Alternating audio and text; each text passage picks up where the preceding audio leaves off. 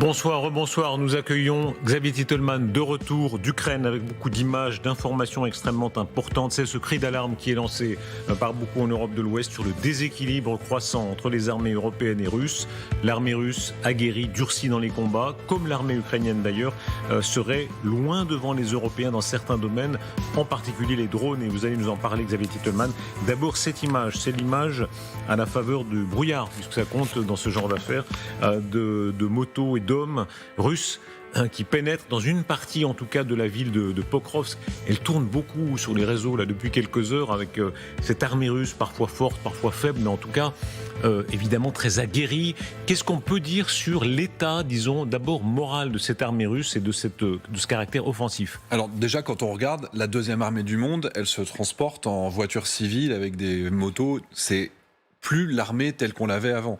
Mais la réalité, c'est qu'ils ont une capacité à accepter la perte, à avoir des morts. J'ai passé du temps avec les opérateurs de drones, il y avait des champs, il y avait une dizaine de morts, et ils envoyaient encore deux, pour essayer de voir s'il y a toujours de la défense en face.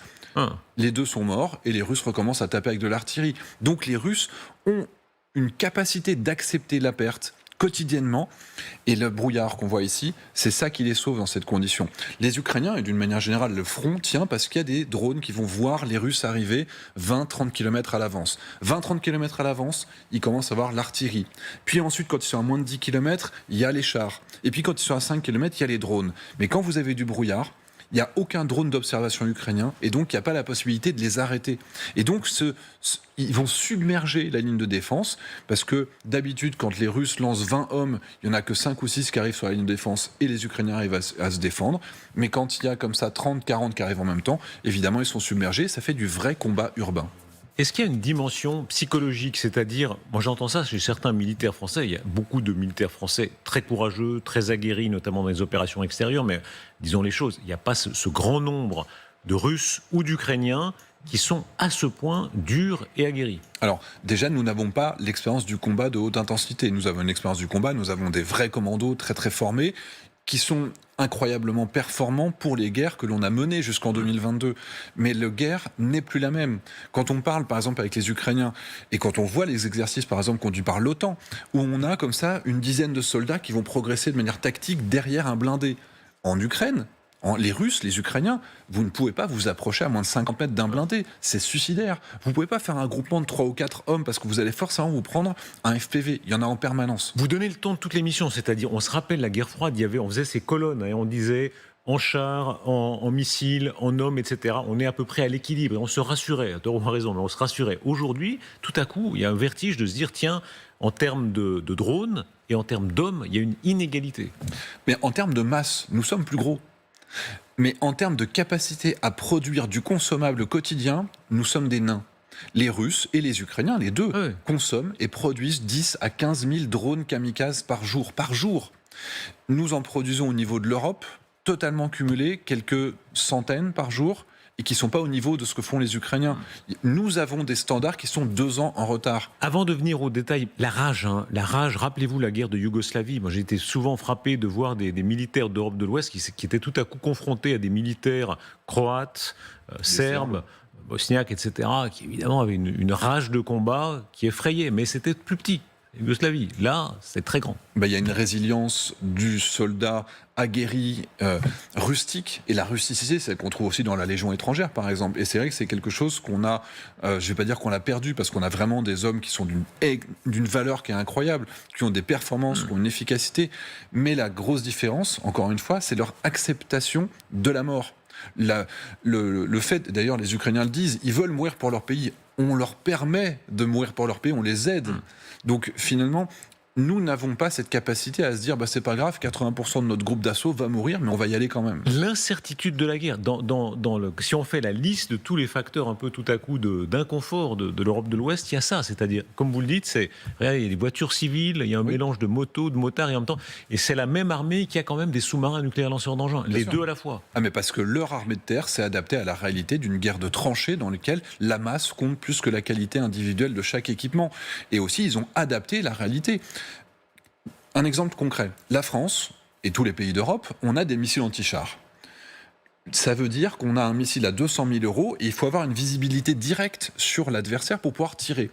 En Ukraine, et dans tous les conflits futurs, il est suicidaire de se trouver en visibilité directe d'un char ou même d'un ennemi. 99% de cette guerre, ils ne voient jamais leur ennemi. Ils se font tuer par des drones kamikazes FPV. Et donc en Ukraine, pour 500 fois moins cher qu'un missile anti-char, ils vont avoir un drone kamikaze qui va toucher au but à 100% et qui va être piloté jusqu'à l'impact. Et c'est ça la grosse différence, c'est que leur doctrine a évolué et donc le matériel qu'ils produisent a évolué également. Aidez-nous à comprendre un certain nombre d'images à l'appui de ce que vous dites. D'abord, on est toujours dans la région de Pokrovsk, c'est à 7 km de la ville, ce char ukrainien qui progresse en Rodnitsky, qui ouvre le feu sur un bâtiment occupé par les forces russes. Alors, la guerre sur le terrain, elle continue. Évidemment, il y a des combats qui sont très très durs dans les environs de Pokrovsk. Il y a quelques jours, d'ailleurs, j'étais à Kramatorsk au moment où on avait des grosses craintes sur Pokrovsk. Et peut-être que vous avez vu ces images dans lesquelles des commandos ukrainiens ont été déposés en hélicoptère. Ça avait été assez décrié. En réalité, au moment où ils ont fait cette opération, les Ukrainiens étaient réellement quasiment encerclés. Il y avait entre 1000 et 1500 Ukrainiens qui étaient dans une sorte de poche dont les lignes de communication étaient coupées. Ils ne recevaient plus d'alimentation, d'armement, d'équipement. On voit cette toute petite ligne tout au nord ici. On voit cette poche qui est au milieu. Et finalement, cette ligne était totalement impraticable. Eh bien, ces commandos ont réussi à réétirer cette ligne pour pouvoir de nouveau alimenter les hommes qui sont au sol et les faire sortir. C'est-à-dire que les 1500 Ukrainiens qui auraient été effectivement morts ou prisonniers dans les prochaines semaines, là maintenant, on a la capacité de les alimenter et de les faire sortir si c'est nécessaire. C'était une grande victoire. Vous avez publié sur Twitter, sur X, une longue explication qui a un énorme succès parce que d'abord vous parlez avec beaucoup d'objectivité. Certains essaient de faire de la propagande, pro, anti-russe. Ouais, vous dites non, l'armée russe, il ne faut pas la sous-estimer. Elle a un certain nombre de forces très considérables. Si on liste ce que vous dites, omniprésence des drones, oui, des essaims de drones, et après on va développer un champ de bataille complètement numérisé. En fait, on arrive dans un monde où on a une vision, enfin les deux armées ont une vision numérisée du champ de bataille, virtuelle en plus de la réalité et la vulnérabilité de tout ce qu'on croyait si puissant, les chars et en particulier la logistique. Arrêtons-nous d'abord au drone. Cette image, la multitude des inventions, le drone éperon, ce drone qui arrive à expliquez-nous, faites-nous l'explication. Alors en fait, d'une manière générale, il y a ces drones d'observation qui sont ceux qui permettent à n'importe quel camp d'observer et de savoir ce qui va se passer devant. Donc globalement, on essaie de les détruire. Si vous utilisez un missile anti-aérien, ça va vous coûter ce qu'on tire depuis l'épaule, quelques dizaines, voire centaines de milliers d'euros. Si vous avez des drones qui rentrent en collision, ça va vous coûter 2500 euros. Mais face à la masse, eh bien maintenant, ils font des drones qui rentrent volontairement en collision, mais pas pour se détruire, mais pour casser l'hélice de celui qui est en face. Là, il y a une sorte d'éperon, c'est ça, qui entre simplement dans l'hélice et qui la brise. Ils détruisent l'hélice qui est devant nous, et donc ce drone va finir par tomber. Les deux camps font ça. Il y a aussi des sortes de drones qui ont des sortes de fusils à pompe à l'avant. Ou alors, ils vont lancer des petits filets qui vont s'enrouler dans les hélices et le drone va finir par tomber. Parce qu'encore une fois, des images comme celle-là, au début de l'année 2025, on avait prouvé que les Russes avaient perdu plus de 1000 drones d'observation de cette catégorie-là, juste par de la destruction aérienne. Encore une fois, les Russes ont perdu plus de 10 fois ce que l'armée française possède en janvier dernier. Et ça continue en grande quantité. C'est un moment fascinant. Tout le monde a dans l'œil la bataille d'Angleterre avec les Spitfire anglais et les avions allemands. On est dans un moment comme ça où le monde entier regarde à quoi ressemble une guerre à venir. Et en plus, ça évolue à une vitesse qui fait qu'on ne peut pas, avec nos standards traditionnels, définir quels sont nos besoins. Normalement, on définit une doctrine, on voit quelle est la doctrine, on voit comment il fonctionne, donc on va faire de l'expression de besoin et nos industriels vont y répondre. Et ce que les industriels sont en train de produire aujourd'hui correspond aux besoins ukrainiens de 2022. C'est-à-dire que non seulement ça, on n'y est pas prêt, mais en plus, on va éventuellement y être prêt pour 2026-2027, c'est-à-dire trop tard. Nous ne pourrons même pas soutenir les Ukrainiens dans leur effort parce que nous ne savons pas produire ces équipements en grand nombre et low cost et efficaces. L'inconfort, pourquoi cet inconfort ? Je me rappelle dans les années 80 quand il y avait la crise des missiles, et on disait il ne faut pas que les Russes aient leurs missiles et que de l'autre côté de la frontière, il n'y ait pas les missiles et les pacifistes disaient non, il ne faut pas. Pourquoi un tel inconfort aujourd'hui ? De se dire on n'est pas à parité. Mais parce qu'encore une fois, on ne change pas de logiciel mental. On continue à se dire que le char va faire la différence sur le champ de bataille et que des machines ultra technologiques vont réellement être utiles. J'ai un exemple qui est peut-être le pire que j'ai entendu. Les Ukrainiens ont beaucoup de drones terrestres, des robots terrestres pour faire de l'appui-feu, pour faire de la logistique ou alors du minage. Les Allemands ont fourni un drone terrestre à 5 millions d'euros. Ce drone terrestre sert aujourd'hui de machine à café dans une école de drones parce qu'il est inapte au combat, parce qu'il est trop lourd, parce qu'il est trop fragile, parce qu'il a des capteurs qui s'embrouillent, qui prennent la buée. Les Ukrainiens, leur drone terrestre, c'est 20 000 euros. Et là, c'est opérationnel. Et ils peuvent se permettre d'en perdre quelques dizaines par jour parce qu'ils en produisent tout autant. L'interception, regardez cette autre image, c'est un drone Shahed, donc de fabrication iranienne, mais je crois que les Russes le font sous licence, si j'ose dire maintenant. Et il est intercepté de quelle façon? C'est-à-dire que là, on se rend compte que c'est drone à missile. Alors, on voit que derrière lui, il est rattrapé par, je pense que c'est un Sting, c'est-à-dire que vous avez toute une catégorie de drones anti-aériens, et le Sting est le principal, il est produit par une société qui s'appelle Wild Hornet, que j'ai eu l'occasion de voir il y a 3 jours. Ils ont des drones qui sont pilotés, qui vont aller jusqu'à 330 km/h et qui vont produire des impacts. Cette société prouvée, ils ont détruit plus de 1000 drones kamikazes Shahed. Et là, ce qu'on voit arriver par l'arrière, vous allez voir, au ralenti, on voit une sorte de tout petit missile qui arrive par le haut. Et donc, à l'impact, ça va faire exploser ce Shahed. Et ça, ce petit intercepteur ne coûte que 2500 euros. Les missiles qui ont été utilisés par nos avions de chasse en Pologne, quand il a fallu abattre ce même type de missile, même un petit peu plus faible, ça allait entre 600 000 et 1 million d'euros. Le chef d'état-major des armées a insisté sur ce qu'il appelle les essaims de drones. Et il dit l'urgence, c'est que la France très vite se dote de ce type d'essaim. Expliquez-nous pourquoi ça crée un tel désir de changement très rapide dans l'armée, les armées de l'Ouest.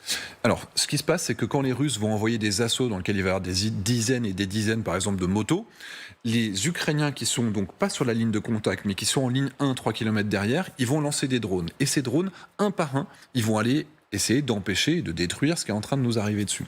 Le problème, c'est quand vous avez un pilote, il gère un drone, et donc une fois que ce drone a été consommé et qu'un Russe est en moins, il faut en lancer un deuxième.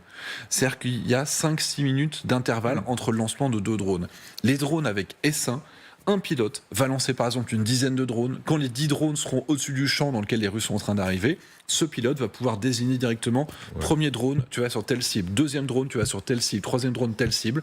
Et de cette manière-là, un seul pilote, par son essaim de drone, est capable d'arrêter tout un assaut. Et c'est ça qui ferait la différence. On n'a plus besoin d'avoir 10 pilotes pour arrêter une vingtaine de motos kamikazes.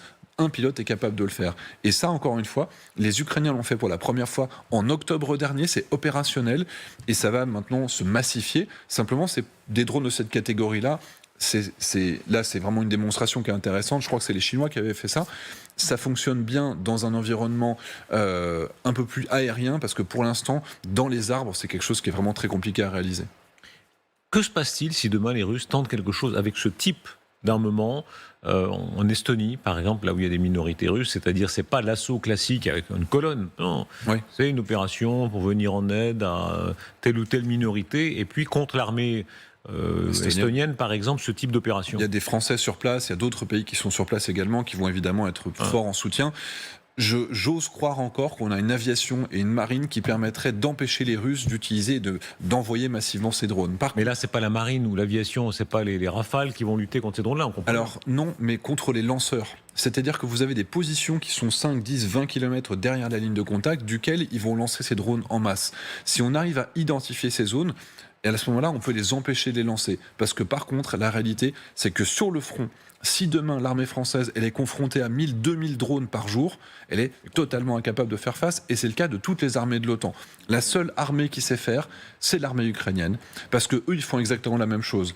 Et il y a une vraie souffrance dans les deux camps. Les deux camps souffrent, notamment sur la ligne 1. C'est-à-dire c'est pas la ligne 0 qui est la plus dangereuse, c'est ceux qui sont derrière, c'est ceux qui lancent ces drones-là. Parce que ceux qui lancent ces drones, s'ils sont touchés, alors les Russes peuvent envoyer, et les Ukrainiens de la même manière, peuvent envoyer des assauts qui ont beaucoup plus de chances d'arriver jusqu'à la ligne de contact. Vous dites bien à quel point ces images-là montrent que la munition classique, l'obus, jusqu'à maintenant, ça restait depuis 1914, on est le 11 novembre, de 14-18 à aujourd'hui, ça restait la base.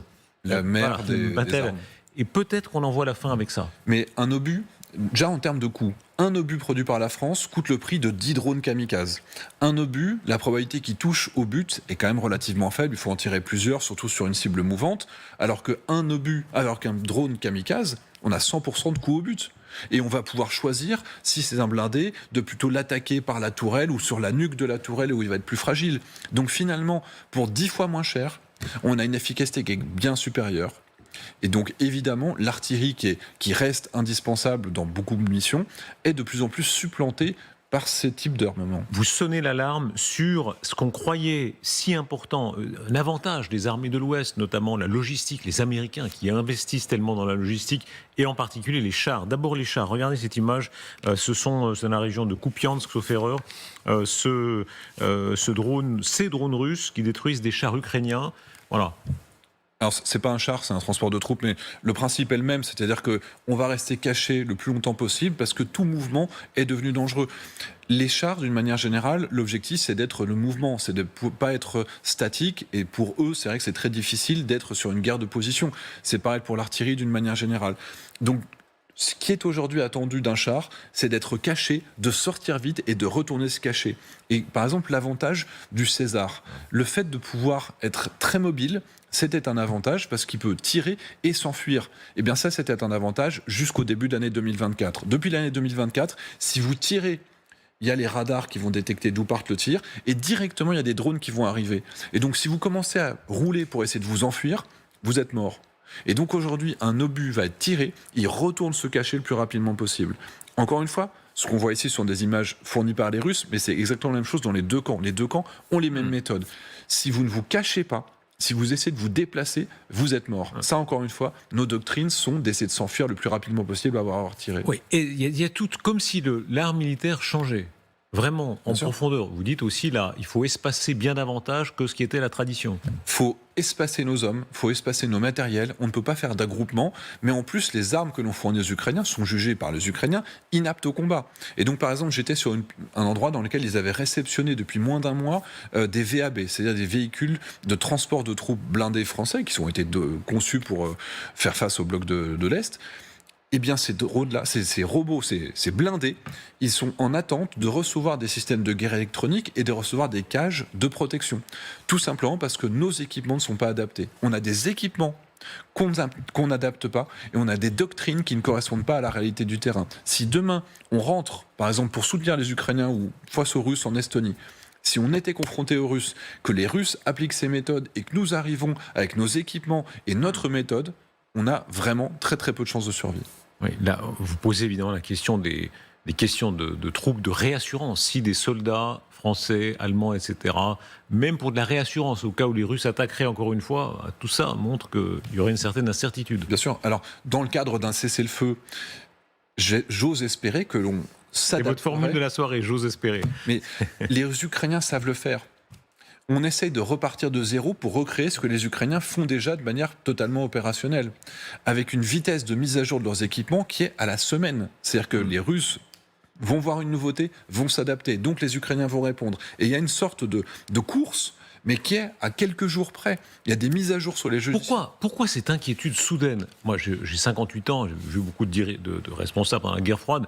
Jamais je n'avais entendu ça. Ils disaient, on se prépare, on est solide, on équilibre les forces. C'est très important à tous les domaines, depuis le nucléaire jusqu'au de la base. Il faut qu'on ait un équilibre des forces. Bon. Et là, écoutez, il faut vite qu'on se prépare. Ça peut être dans 2 ans, dans 3 ans, etc. Alors, les plus sceptiques disent, c'est pour que les budgets militaires soient votés. Oui, mais il n'y a pas que ça, visiblement. Non, mais il y a une supériorité technologique de notre camp qui est sans égale. Ouais. Nous voyons plus loin, nos missiles sont plus furtifs. Alors pourquoi cette inquiétude ? Mais les Russes sont capables d'en produire 50, 100 fois plus de leurs systèmes qui sont low cost parce qu'ils ont une acceptation de la perte. Nous n'accepterons pas, et heureusement, de perdre des centaines de milliers d'hommes comme les Russes le font. Si les Russes avaient la possibilité d'éviter de perdre autant d'hommes, je veux dire... Ils vont pas prendre Pokrovsk dans les prochains jours, dans les prochaines semaines. La distance entre Donetsk et Pokrovsk, ça se fait à pied en une journée. Ils ont perdu plus de chars sur la zone, plus de blindés dans la zone de Pokrovsk que les Allemands n'ont perdu de blindés dans la bataille de Stalingrad. 1800 blindés russes prouvés perdus sur la zone de Pokrovsk. C'est plus que les Allemands à Stalingrad. On ne se rend pas compte à quel point ils sont capables de générer de la masse et d'accepter la perte. Et ça, nous... ayant heureusement ce souhait de sauver des vies, ayant des technologies qui sont très très pointues, on en produit très très peu et c'est pas adapté à ce que font les Russes aujourd'hui. On entre dans un autre monde et vous décrivez ça de manière extrêmement saisissante. Vous décrivez un univers où le champ de bataille est entièrement numérisé. Je me rappelle Napoléon qui disait la principale qualité c'est le coup d'œil. Oui. Le général qui arrive et qui arrive à voir, mais à l'œil nu, là où sont les collines, là où on va pouvoir attaquer, fuir, etc. Et vous dites tout ça c'est fini. En réalité là, sur l'ordinateur, tout le terrain est en quelque sorte numérisé. Alors, il y a de l'accumulation de tous les capteurs qui sont synthétisés. J'ai été plusieurs fois dans les quartiers généraux, c'est ce qu'on voit ici. Et en réalité, ils ont la possibilité d'avoir des capteurs acoustiques. L'acoustique, ça ne se fait pas détecter par l'ennemi, mais ça permet de voir arriver les drones. Ils ont des capteurs radars, ça permet de voir encore une fois, y compris des chars, voire des attroupements ennemis, des hommes qui sont en train de se déplacer à moto. Ils ont des systèmes de guerre électronique avec des ballons. Et sous ces ballons, il y a des capteurs. Si les Russes émettent avec leur radar, ils vont pouvoir trianguler et savoir où était l'émetteur, et ils vont envoyer un drone pour le détruire. Et donc ils ont réussi comme ça à accumuler tous les capteurs, à les synthétiser dans un même logiciel. Ils ont une visibilité totale sur le champ de bataille, et ça c'est permis uniquement par Elon Musk, par Starlink. Jusqu'à la ligne zéro, à la ligne de contact. Il n'y a plus l'électricité, il n'y a plus rien dans les villes 25 km derrière, mais eux, ils ont Internet. Et c'est grâce à Internet qu'ils savent quand les Russes vont arriver, par où est-ce qu'ils vont arriver, quel type d'armement est en train d'arriver. Et cette connexion directe avec un retour vidéo des drones jusqu'au quartier général, ça permet d'avoir aussi un pilotage à distance. Les robots terrestres pour l'évacuation médicale ou pour tirer, ils sont pilotés via Starlink. C'est-à-dire que théoriquement, un opérateur qui est à Kiev pourrait gérer un drone terrestre et accompagner un assaut qui se fait dans la zone de Pokrovsk à des centaines de kilomètres. Ce que vous racontez est vertigineux, parce qu'on a l'impression qu'il y a une accélération de l'histoire, comme chaque guerre amène son accélération. On sait bien que la conquête de la Lune est la suite indirecte de la Seconde Guerre mondiale. Les ingénieurs nazis qui ont été récupérés par les Américains, etc., etc. On vit ce genre d'accélération. Bien sûr, avec encore une fois cette question...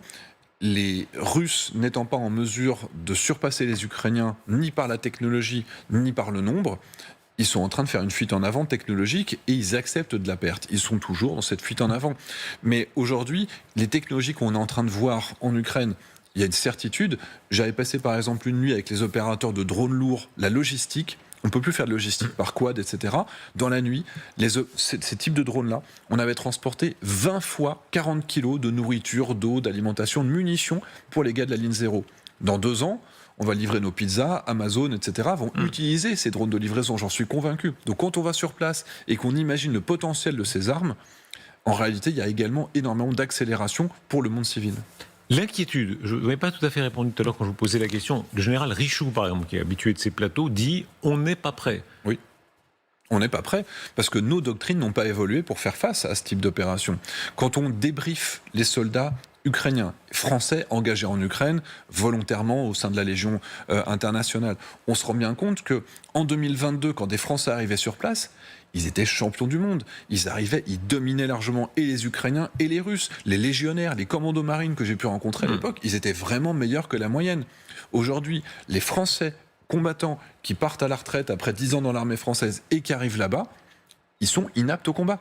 Il faut leur apprendre 5-6 mois comment ça se passe pour pouvoir communiquer avec les drones, pour pouvoir se coordonner, comment est-ce qu'on évite un drone, comment est-ce qu'on évite les munitions thermiques. Il y a énormément de choses sur lesquelles nous n'avons pas le retour d'expérience, tout simplement parce qu'on n'est pas en lien direct.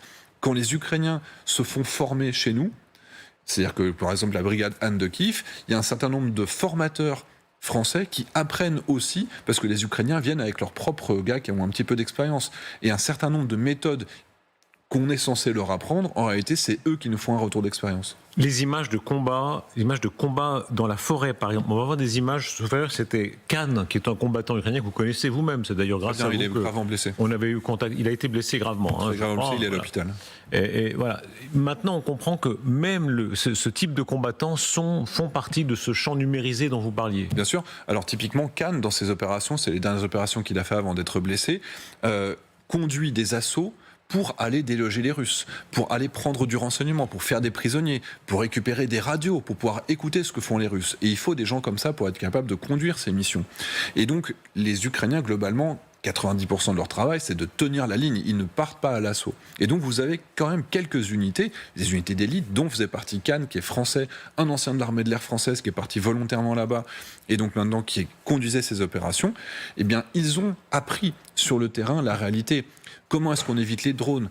Quel type de matériel? Est-ce qu'on a un sac à dos pour faire le brouillage? Comment est-ce qu'on se défend avec un fusil à pompe? Comment est-ce qu'on se cache face à un fibre optique qu'on ne peut pas brouiller? Tout ça, ça ne s'apprend qu'avec la réalité du terrain. Est-ce qu'il y a une dimension, j'allais dire, nationale? Je me rappelle quand j'avais été faire une interview de Zelensky dans son palais présidentiel à la rue Bankova à Kiev.